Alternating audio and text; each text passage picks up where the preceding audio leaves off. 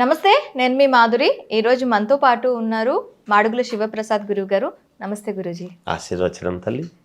గురూజీ, మనకి చాలామంది ఇంట్లో ఒక శుభకార్యం తలపెట్టినప్పటి నుంచి, లేదు ఒక పూజా పునస్కారం చేయాలి అనుకునేటప్పటి నుంచి మనం గుమ్మంకి పసుపు రాయటం, అలాగే గుమ్మం ముందు పేడతో అలికి కానీ కల్లాపు చల్లి కానీ ముగ్గు పెట్టడం, మనకి వీధుల్లో అయితే ఆవు పేడతో కల్లాపు చల్లి వరిపిండి ముగ్గులు పెడుతూ ఉంటారు.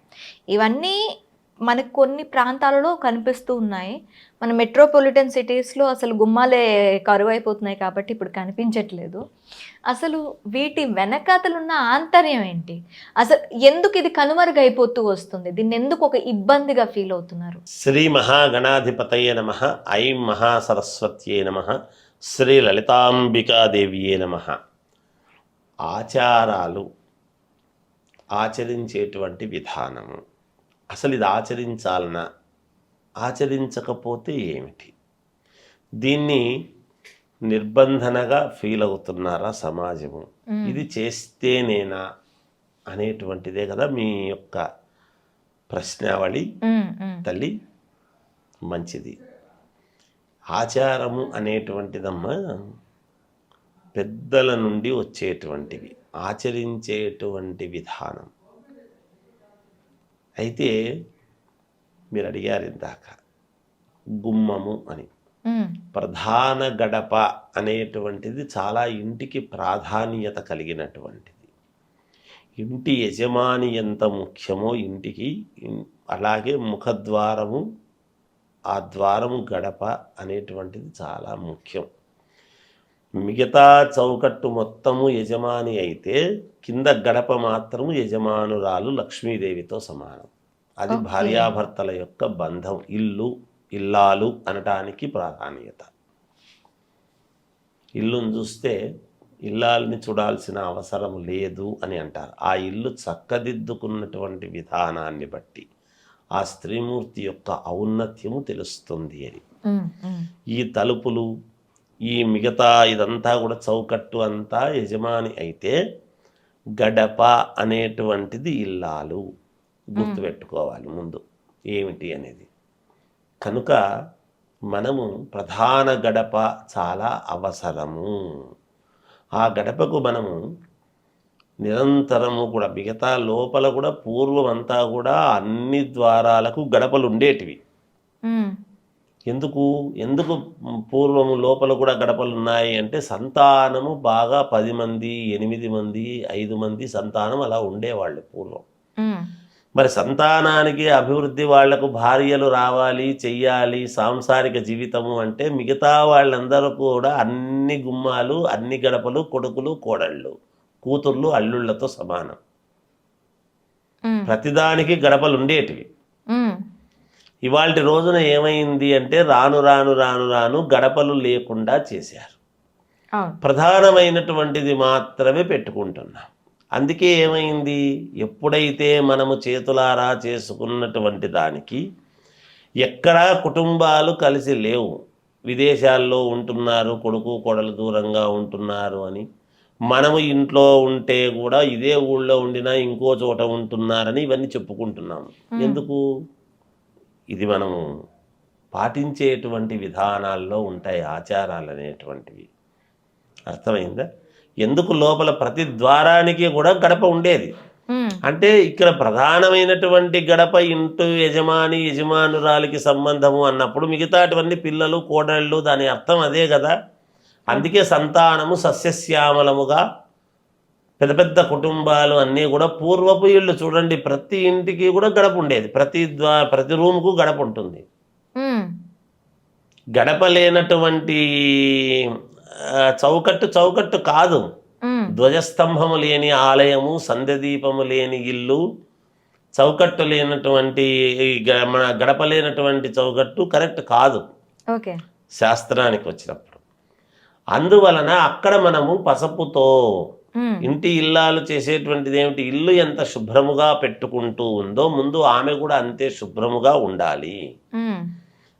గడపకు పసుపు రాయటం అనేటువంటిదే కాదు, లక్షణకరము అయినటువంటి పనులు. ఇల్లు ఎంత లక్షణకరముగా ఉంటుంది అంటే ఇల్లాలు కూడా అంతే లక్షణకరముగా కాళ్లకు పసుపు పట్టించుకొని స్నానము చేస్తే కూడా పసుపుతో రుద్దుకొని స్నానము చేసి గడపకు పసుపు పట్టించి బొట్టు పెట్టి 2 అగరబత్తీలు తిప్పి గడపకు నమస్కారం చేసుకొని అలా పక్కన పెడితే ఆ గడప లక్ష్మీదేవి మన ఇంట్లో లక్ష్మీ కటాక్షము తాండవిస్తుంది. అష్టలక్ష్ములు ఉంటాయి గాక ఇంట్లో. ధాన్యలక్ష్మి, ఐశ్వర్యలక్ష్మి, ధనలక్ష్మి, సంతానలక్ష్మి, ఈ అన్ని లక్ష్ములు ఉంటారు. అందరూ అష్టలక్ష్ములు కావాలి. ఒక లక్ష్మి ఉంటే చాలు అనడానికి కాదు. మనకు ధనలక్ష్మి ఒక్కటి ఉంటే చాలు అనడానికి లేదు కదా. ఇంట్లో ధాన్యం కావాలన్నా, ఆరోగ్యం బాగుండాలన్నా, సంతానము బాగుండాలన్నా, ఏది మనం వదులుకోవడానికి, ఏ లక్ష్మిని మనం వదులుకుంటాం? అందుకనే అష్టలక్ష్ములు అనేటువంటివి మనకు కావాలి. ఈ అష్టలక్ష్ములు ఎక్కడి నుంచి వస్తాయి? అష్టదిక్కుల నుండి వచ్చేటువంటివే అష్టలక్ష్మి. ఎక్కడైనా అందుకే చౌకం దీర్ఘ చతురస్రము కానీ చతురస్రము కానీ ఉన్నటువంటి చోట మనం ఇల్లు కట్టుకోవాలి. అన్ని మూలల నుండి మనకు అనుకూలంగా రావాలి. ఓకే, అందుకని మనం చేసుకుంటాం. అలా ప్రధానమైనటువంటి గడపకు పసుపుతో చేసి ఆవు పేడ, ఆవు పంచితము, గృహప్రవేశము అనంగానే గోమాతను. ఎందుకు? ప్రపంచములో మన జీవితములో అసలు ఏమాత్రము మలినం అనేటువంటివి లేనివి కొన్ని ఉన్నాయి. ఎప్పటికీ జీవితం అంతా పవిత్రతతో ఉండేటువంటివి కొన్ని ఉన్నాయి. ఏమిటి అంటే మనము వాటిని తాకితే ఇప్పుడు గోదావరి పుష్కరాలన్నా, గంగా పుష్కరాలన్నా, కృష్ణా పుష్కరాలన్నా పోయి స్నానాలు చేస్తున్నాం. అవును, మనం ఎక్కడికి పోయి స్నానాలు సందేహం ఇవన్నీ చేయనక్కర్లేదు. నిజానికి అవి ఎప్పుడో వస్తున్నాయంటే మనం పవిత్రులు కావాలని పోతున్నాం. కాదు, మనము పాటించినటువంటివి చాలా ఉన్నాయి. అది ఏమిటి అంటే ఆవు గోమాతను తాకితే మనము ఎంత ఇది చేసినా నిరంతరము పవిత్రతే. అందుకే పూర్వం ప్రతి వాళ్ళ ఇళ్లలోనూ గోవులు ఉండేటివి. ఆ ఇల్లు నిరంతర పవిత్రత గోవు ఉంటే. బాగా ఆలోచించండి, నేను చెప్తున్నాను. ప్రతి మనకు చాలా ఉన్నాయమ్మా ఆచారాలు. ఇలా చెప్పుకుంటూ పోతే దండిగా ఉన్నాయి. ఆ ఆవు పంచితము పరిశుద్ధం, దానికి అపవిత్రత లేదు. లేదు. ఆవు పేడకు లేదు, ఆవు పాలకు లేదు. పాలకు అంత పవిత్రతే అంతా కూడా.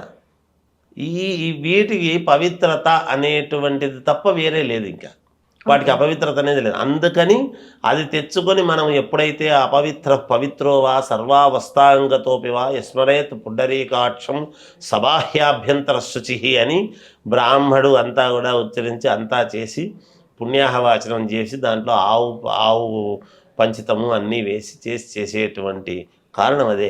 వీడు ఒకవేళ ఏదైనా తప్పు మాట్లాడి ఏదైనా నాలుక గనక ఇబ్బంది కలిగింది అంటే అంతర్శుద్ధి కోసము పంచగవ్యము తీసుకుంటున్నాడు. ఆవు పేడ, ఆవు పెరుగు, ఆవు పాలు అన్నీ కలిపి లోపలికి ఆవు పంచితము అన్నీ కలిపి పంచగవ్యము అనేటువంటిది కడుపులోకి తీసుకుంటున్నాం. అప్పుడు మనం శుద్ధి అవుతున్నామని. లోపల పేగులన్నీ కూడా ఇదవుతాయి, శుద్ధవుతాయి. రోజు ఆవు పంచితంతో స్నానం చేస్తే వచ్చేటువంటి పుణ్యఫలం అంతా ఇంత కాదు, పూర్ణ ఆరోగ్యవంతుడుగా ఉంటాడు గాక. అందుకని కదా మనము గడపకు పసుపు రాస్తే ఏమవుతుంది అంటే పసుపు అనేటువంటిది లక్ష్మీదేవి యొక్క ఇది, అమ్మవారి యొక్క ఇది, గౌరీదేవి యొక్క ఇది. అందుకని పచ్చదనము అనేటువంటిది చాలా అవసరము ఇంట్లో. ఆ గడపకు నిరంతరము మనము పసుపు పట్టించి బొట్లు పెట్టినాము అంటే నిరంతరము లక్ష్మీదేవి మన ఇంట్లో ఉంటుంది గాక అనేటువంటి దానికి తీసుకుంటాం. ఇది ఆచరించాల్సినటువంటి విధానం. ఓకే గురుగారు, నమస్కారం. జయోస్తు.